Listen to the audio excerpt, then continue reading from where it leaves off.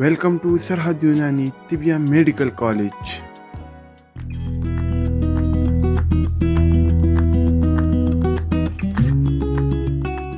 السلام علیکم دوستو، آج ہم سیل میمبرین یعنی خلیہ کی بیرونی دیوار یا جھلی کے بارے میں سیکھیں گے کہ یہ کیا چیز ہوتی ہے۔ اس تصویر میں آپ دیکھیں تو آپ کو ایک مکمل خلیہ دکھایا گیا ہے۔ اس خلیہ کے باہر ایک جھلی موجود ہوتی ہے جو اس خلیہ کے تمام اندرونی اجسام کو محفوظ کرتی ہے، اس کو ایک مخصوص شکل فراہم کرتی ہے۔ یہ بیرونی جھلی یا بیرونی دیوار یا سیل میمبرین کیا چیز ہے، یہ کن چیزوں پر مشتمل ہوتی ہے، کس طرح سے بنی ہوتی ہے، یہ دیکھنے کے لیے آپ اس کو تھوڑا سا زوم کر کے ہم اس کا مختصر سا حصہ دیکھ لیتے ہیں۔ یعنی اس خلیہ کی بیرونی جھلی کا تھوڑا سا حصہ کاٹ کر کے زوم کر کے ہم دیکھیں تو ہمیں اس طرح سے یہ نظر آئے گا۔ یعنی خلیہ کی جو بیرونی جھلی ہے، سب سے پہلے تو خلیہ کو ایک مخصوص سٹرکچر فراہم کرتی ہے، اس کو ایک مخصوص بناوٹ دیتی ہے۔ اس کے اندر پائے جانے والے جتنے بھی اجزاء ہیں، مایات ہیں، ان کو بیرونی ماحول سے جدا کرتی ہے، اور خلیہ کی جھلی خلیہ سے باہر سے بہت سارے اجزاء کو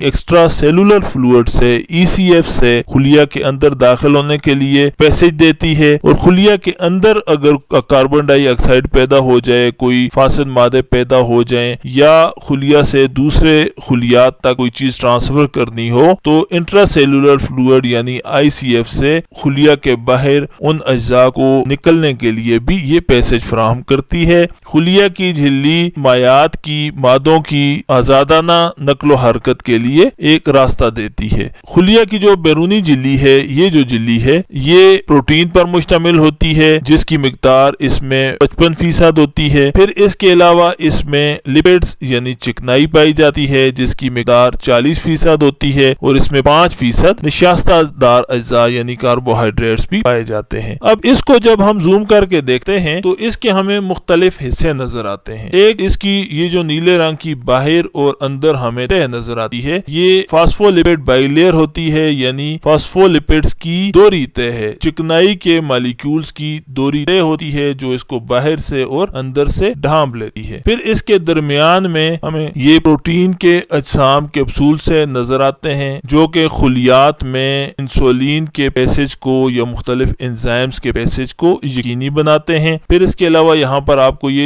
یلو آپ کو کچھ ڈاٹڈ سے نظر آتے ہیں، تو یہ اس میں کولیسٹرول کو اظہار کر رہا ہے، یعنی اس میں کولیسٹرول موجود ہے۔ پھر اس کے علاوہ یہاں پر اس کی یہ جو باہر والی نیلی دیوار ہے فاسفولپڈز کی، اس کو ایکسٹرنل میمبرین سرفیس کہتے ہیں، اور یہ جو اندر کی بلیو وال آپ کو نظر آ رہی ہے، ایسی نظر آ رہی ہے فاسفولپڈز کی، اسے سیل میمبرین کی اندرونی سطح کہا جاتا ہے۔ یہ اس کے پروٹینز آگے، یہ اس کے گلائکو پروٹینز آگے، اور یہاں پر اس کے علاوہ اس میں کولیسٹرول آ گیا۔ تو یہ مختلف اجزاء پر مشتمل ایک دیوار ہے، 2 تہوں پر مشتمل ہے۔ اس کے اندر پروٹین موجود ہے، اس کے اندر چکنائی موجود ہے، اس کے اندر کاربوہائیڈریٹس موجود ہے، اور اس کے علاوہ اس میں ایکسٹرا سیلولر فلوئڈ اور ICF کو جدا کرنے کے ساتھ ساتھ یہ ECF اور ICF یعنی ایکسٹرا سیلولر فلوئڈ اور انٹرا سیلولر فلوئڈ کے درمیان میں مادوں کے پیسج کو بھی یقینی بناتی ہے۔ خلیہ کے لیے جو چیزیں ضروری ہوتی ہیں وہ ان کو خلیہ کے اندر داخل کرنے دیتی ہے، جیسا کہ آکسیجن ہے، غذائی اجزاء ہیں، انزائمز ہیں، یہ ساری چیزیں خلیہ کے اندر یہ داخل کرنے دیتی ہے۔ اور خلیہ کے اندر سے جو چیزیں باہر نکالنی ہوتی ہیں، جیسا کہ کاربن ڈائی آکسائڈ ہے، کوئی بیکٹیریل